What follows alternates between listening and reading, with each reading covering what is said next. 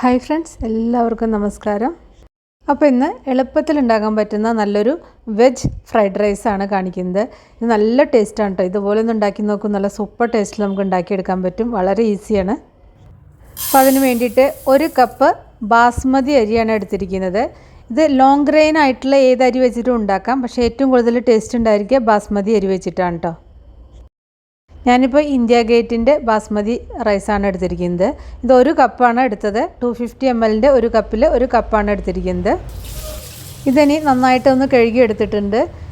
അതിനുശേഷം ഇതിലേക്ക് കുറച്ച് വെള്ളം ഒഴിച്ചിട്ട് ഒരു 20 മിനിറ്റെങ്കിലും ഇത് കുതിരാൻ വേണ്ടിയിട്ട് വെക്കണം. ഇപ്പോൾ 20 മിനിറ്റ് കഴിഞ്ഞിട്ടുണ്ട്. ഇനി ആ വെള്ളമൊക്കെ ഇതിലത്തെ കളയാം. ഇനി ഈ അരി വേവിച്ചെടുക്കാം. അതിന് വേണ്ടിയിട്ട് 1.5 ലിറ്റർ വെള്ളമാണ് അടുപ്പത്ത് വെച്ചിരിക്കുന്നത്. ഇതിലേക്ക് 1/2 ടീസ്പൂൺ ഉപ്പ് ചേർക്കുന്നുണ്ട്. അതുപോലെ തന്നെ 1 ടീസ്പൂൺ ഓയിൽ കൂടി ചേർക്കുക. എന്നിട്ടിത് നന്നായിട്ട് തിള വരുമ്പോൾ ഇതിലേക്ക് അരിയിടുക.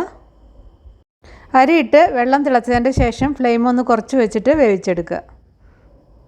ഇപ്പോൾ ഇതാ ചോറൊക്കെ പാകത്തിന് വെന്തിട്ടുണ്ട്. വെന്ത് ഉടഞ്ഞു പോകുന്ന രീതിയിൽ അത്രയും കൂടുതൽ വേവിക്കരുത്. ഇനിയിത് ചോറ് ഊറ്റിയെടുക്കുക കേട്ടോ. ഇനി കടായി അടുപ്പത്ത് വെച്ചിട്ട് അതിലേക്ക് 4 ടേബിൾ സ്പൂൺ വെജിറ്റബിൾ ഓയിലാണ് ഒഴിച്ചിരിക്കുന്നത്. ഇനി ഇതിലേക്കുള്ള വെജിറ്റബിൾസ് എന്തൊക്കെയാണെന്ന് നോക്കാം. 4-5 വെളുത്തുള്ളി ചെറുതായി അരിഞ്ഞത്, പിന്നെ ഒരു മീഡിയം സൈസ് കാബേജിൻ്റെ ഒരു 1/4 പോർഷൻ, അതിൻ്റെ ഒരു 1/4 ഭാഗം കഴുകി വൃത്തിയാക്കി അരിഞ്ഞെടുത്തതാണ്. പിന്നെ ഒരു ചെറിയ ക്യാപ്സിക്കം ചെറുതായി അരിഞ്ഞതാണ് എടുത്തിരിക്കുന്നത്. ഇപ്പോൾ വലിയ ക്യാപ്സിക്കം ആണെങ്കിൽ അതിൻ്റെ ഒരു പകുതി എടുത്തിട്ട് അരിഞ്ഞെടുത്താൽ മതി. പിന്നെ വേണ്ടത് ഒരു 10 ബീൻസ് ചെറുതായി അരിഞ്ഞത്. ഞാനെടുത്ത ബീൻസ് അധികം നീളമില്ലാത്ത ചെറിയ ബീൻസാണ് കേട്ടോ. പിന്നെ ഒരു ക്യാരറ്റിൻ്റെ പകുതി ചെറുതായി അരിഞ്ഞതാണ് എടുത്തിരിക്കുന്നത്. പിന്നെ വേണ്ടത് സ്പ്രിംഗ് ഒണിയൻ ആണ്. സ്പ്രിംഗ് ഒണിയൻ ഒരു 4-5 ടേബിൾ സ്പൂൺ അരിഞ്ഞത് കേട്ടോ. പിന്നെ ഒരു സവാള കൂടി എടുത്തിട്ട് അരിഞ്ഞിട്ട് വെച്ചിട്ടുണ്ട്. പിന്നെ ഫ്രൈഡ് റൈസ് ഉണ്ടാക്കുമ്പോൾ 2-3 കാര്യങ്ങൾ എപ്പോഴും നമ്മൾ ശ്രദ്ധിക്കണം. അത് ഞാൻ ഓരോന്നായിട്ട് പറയാം. എപ്പോഴും ഹൈ ഫ്ലെയിമിൽ വെച്ചിട്ടേ ഉണ്ടാക്കാവൂ. ഇത് ഒരിക്കലും ഫ്ലെയിം കുറച്ച് വെക്കരുത് ഉണ്ടാക്കുമ്പോൾ. അപ്പോൾ ഹൈ ഫ്ലെയിമിൽ വെച്ച് എണ്ണ നന്നായി ചൂടായി വരുമ്പോൾ ആദ്യം ഇതിലേക്ക് വെളുത്തുള്ളിയാണ് ചേർക്കേണ്ടത്. അപ്പോൾ ഗാർലിക്ക് ചേർത്തിട്ട് ഒന്ന് വഴറ്റിയതിൻ്റെ ശേഷം ഇതിലേക്ക് സവാള ചേർക്കുക. ഗാർലിക്ക് ഇങ്ങനെ വല്ലാതെ ബ്രൗൺ ആവുമൊന്നും വേണ്ട. സവാള ഒന്ന് മിക്സ് ചെയ്തതിൻ്റെ ശേഷം ഇതിലേക്ക് ബാക്കിയുള്ള വെജിറ്റബിൾസൊക്കെ ഒന്നിച്ചങ്ങോട്ട് ചേർക്കാവുന്നതാണ്. പിന്നെ ശ്രദ്ധിക്കുക, വെജിറ്റബിൾസ് സോഫ്റ്റ് ആവാൻ പാടില്ല. നല്ല ക്രഞ്ചി ആയിരിക്കണം വെജിറ്റബിൾസ് കഴിക്കുമ്പോൾ. സോഫ്റ്റ് ആയി കഴിഞ്ഞാൽ അതിൻ്റെ ടേസ്റ്റ് പോവും. അതുകൊണ്ടാണ് ഇത് ഹൈ ഫ്ലെയിമിൽ വെച്ചിട്ട് കുക്ക് ചെയ്യണമെന്ന് പറയുന്നത്. അത് കാരണം ഇത് കുക്ക് ചെയ്യുമ്പോൾ ഇത് ഉണ്ടാക്കുമ്പോൾ പെട്ടെന്ന് ഇതെല്ലാം ഇട്ടിട്ട് നന്നായിട്ട് മിക്സ് ചെയ്യണം. അത് ശ്രദ്ധിക്കുക കേട്ടോ. അതുപോലെ തന്നെ നല്ല അടികട്ടിയുള്ള ചീനച്ചട്ടി എടുക്കുക. അപ്പോഴാണ് ഉണ്ടാക്കിയത് ശരിയാവുള്ളൂ. ഇതിലേക്ക് ഞാനൊരു 3 ടേബിൾ സ്പൂൺ ആ സ്പ്രിംഗ് ഒണിയൻ അരിഞ്ഞതില്ലേ ചേർക്കുന്നുണ്ട്. ബാക്കിയുള്ളത് നമ്മൾ അവസാനം ചേർക്കും. ഇപ്പോൾ ഒരു 2-3 ടേബിൾ സ്പൂൺ ചേർത്താൽ മതി. അത് ചേർക്കുമ്പോഴാണ് അതിൻ്റെ നല്ലൊരു ഫ്ലേവർ കിട്ടുന്നത്. ഇത് നന്നായിട്ടൊന്ന് മിക്സ് ചെയ്യുക. അപ്പോൾ നിങ്ങൾക്ക് വേണമെങ്കിൽ ഇതിലേക്ക് ഒരു പിടി ഫ്രോസൺ ഗ്രീൻ പീസും കൂടി ഇതിൻ്റെ കൂടെ ചേർത്തിട്ട് വഴറ്റാവുന്നതാണ്. ഞാനിപ്പോൾ ചേർക്കുന്നില്ല. അപ്പോൾ വേണമെന്നുള്ളവർക്ക് ചേർക്കാം കേട്ടോ. ഇപ്പോൾ ഈ വെജിറ്റബിൾസ് സോഫ്റ്റ് ആവുന്നതിൻ്റെ മുന്നേ തന്നെ ഇതിലേക്ക് നമ്മൾ ആ ഊറ്റി വെച്ച ചോറ് ഇതിലേക്ക് ചേർത്തിട്ട് മിക്സ് ചെയ്യുക.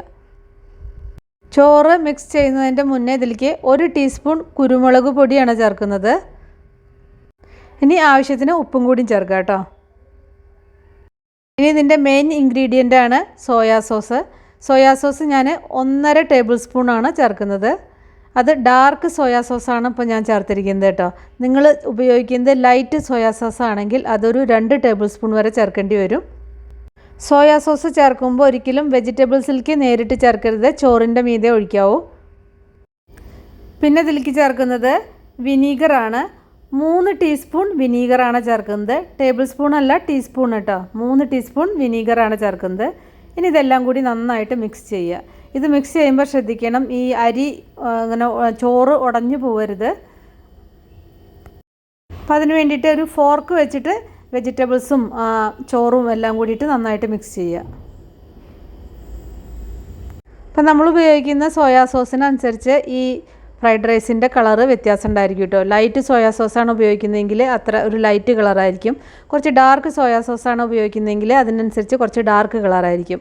അപ്പോൾ ഞാൻ ഉപയോഗിച്ചത് ഡാർക്ക് സോയാ സോസ് ആവുക കാരണം കുറച്ച് ഡാർക്ക് കളറാണ് ഇതിൻ്റെ ഈ റൈസിൻ്റെ. പിന്നെ അതുപോലെ തന്നെ നിങ്ങൾ ഡാർക്ക് സോയാ സോസ് ആണെങ്കിൽ ഞാനിപ്പോൾ 1.5 ടേബിൾ സ്പൂണാണ് ഉപയോഗിച്ചത്. നിങ്ങൾക്ക് കൂടുതൽ വേണമെങ്കിൽ കൂടുതൽ ഒഴിച്ച് കൊടുക്കാവുന്നതാണ്. എന്നാലും കുറേ അധികം ഒന്നും ഒഴിച്ച് കൊടുക്കരുത്, പിന്നെ അതിനൊരു ചുവ വരും. ഇപ്പോൾ ലൈറ്റ് സോയാ സോസ് ആണെങ്കിൽ എന്തായാലും 2 ടേബിൾ സ്പൂൺ യൂസ് ചെയ്യുക കേട്ടോ. ബാക്കിയുള്ള സ്പ്രിംഗ് അണിയൻ 1 ടേബിൾ സ്പൂൺ അരിഞ്ഞത് ഞാൻ ഇതിൻ്റെ മീതെ ലാസ്റ്റ് വന്ന് വെതറി കൊടുത്തിട്ടുണ്ടായിരുന്നു. ഇപ്പോൾ ഇതുപോലെ ഉണ്ടാക്കി കഴിഞ്ഞാൽ പുറത്തുനിന്നൊക്കെ വാങ്ങിക്കുന്നതിനേക്കാൾ ടേസ്റ്റി ആയിട്ടുള്ള ഫ്രൈഡ് റൈസ് നമുക്ക് വീട്ടിൽ തന്നെ എളുപ്പത്തിൽ ഉണ്ടാക്കാൻ പറ്റും. അപ്പോൾ ഇതിൻ്റെ കൂടെ കഴിക്കാൻ മഞ്ചൂരിയൻ ഗ്രേവിയുടെ കൂടെയാണ് ഇത് സാധാരണ കഴിക്കുക. നല്ല ടേസ്റ്റാണ്. ഇത് പ്ലെയിൻ ആയിട്ട് ഇങ്ങനെ ഇതുപോലെ കഴിക്കാനും നല്ല ടേസ്റ്റാണ് കേട്ടോ. അപ്പോൾ നിങ്ങൾക്ക് വല്ല ഗ്രേവിയുടെ കൂടെ കഴിക്കണം, അല്ലെങ്കിൽ പാർട്ടിക്കൊക്കെ സെർവ് ചെയ്യാനാണെങ്കിൽ മഞ്ചൂരിയൻ ഗ്രേവിയാണ് ഇതിൻ്റെ കൂടെ സാധാരണ ചെയ്യുക. ചിക്കൻ മഞ്ചൂരിയനോ ഗോബി മഞ്ചൂരിയൻ്റെ കൂടെ നല്ല സൂപ്പർ കോമ്പിനേഷനാണ്. ഇപ്പോൾ ഗോബി മഞ്ചൂരിയൻ ഞാൻ മുന്നേ അപ്ലോഡ് ചെയ്തിട്ടുണ്ട്. നല്ല പെർഫെക്റ്റ് ആയിട്ട് തന്നെ കിട്ടുന്ന റെസിപ്പിയാണ്. നിങ്ങൾക്ക് വേണമെന്നുണ്ടെങ്കിൽ ഞാൻ താഴെ ഇതിൻ്റെ ലിങ്ക് കൊടുക്കാം. നല്ല പുറത്തുനിന്നൊക്കെ വാങ്ങിക്കുന്ന അതേ ടേസ്റ്റിൽ നമുക്ക് ഗോബി മഞ്ചൂരിയൻ ഉണ്ടാക്കാൻ പറ്റും. അപ്പോൾ ഇതാ നമ്മളുടെ അടിപൊളി വെജ് ഫ്രൈഡ് റൈസ് റെഡിയായി. ഇപ്പോൾ വീഡിയോ ഇഷ്ടമായാൽ ഒന്ന് ഷെയർ ചെയ്യണേ. അതുപോലെ തന്നെ നമ്മുടെ ചാനൽ സബ്സ്ക്രൈബ് ചെയ്യാത്തവരുണ്ടെങ്കിൽ സബ്സ്ക്രൈബ് ചെയ്യാനും ഫോളോ ചെയ്യാനൊന്നും മറക്കണ്ട. അപ്പോൾ നമുക്ക് വേറെ ഈസി റെസിപ്പി വീണ്ടും കാണാം. താങ്ക്